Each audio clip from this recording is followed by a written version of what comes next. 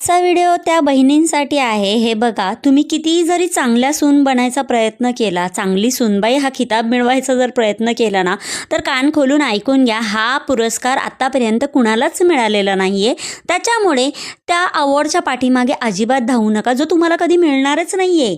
मग मन मारून जगण्यापेक्षा मन भरून जगा ना, आहे तोपर्यंत. एकतर आधीच आपली जिंदगी असते छोटी आणि ते म्हणतात ना, जुन्या जीवाला नवा सासूरवास कशाला. तुला माहिती आहे, तू जर झोपेतून उठलीस आणि झोपेतून उठल्यानंतर जर चांगल्या व्यक्तीचा चेहरा पाहिला तर तुझा अख्खा दिवस चांगला जाणार आहे.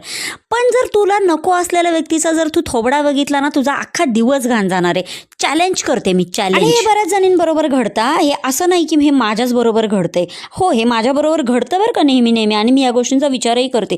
पण आय एम शुअर, 100% शुअर हे अजून बऱ्याच जणींबरोबर घडत असणार आहे, जे सकाळी झोपेतून उठल्याच्या नंतर त्यांना न आवडत्या व्यक्तींचं जर थोबडे बघितले ना, पूर्ण दिवस घाण जातो एकदम. त्यामुळे मी म्हणते, स्वतःच्या आयुष्यामध्ये कोणाला जास्त इम्पॉर्टन्स द्यायचं, कोणाला आदर द्यायचा हे स्वतः ठरवायचं. आणि ज्याला तो आदर आणि इम्पॉर्टन्स कमी वाटत असेल ना, तर त्याला त्याच्या इगोच्या गाठोड्यामध्ये बांधून ना एका कोपऱ्यात फेकून द्या. बघू नाही पाहिजे भेंडी असली लोक आपल्या आयुष्यामध्ये. सकाळी सकाळी थोबडा बघितल्याच्या नंतर पुरा दिवस आपला घाण जाणार असेल ना, भेंडी असली लोक आपल्या आयुष्यात नाहीच पाहिजे. जास्त काही तामझाम न करता सिंपल सोबर असा पनीरचा पराठा बनवलेला आहे. खूप छान झाला होता. तुम्ही पण या पनीरचा पराठा खायला.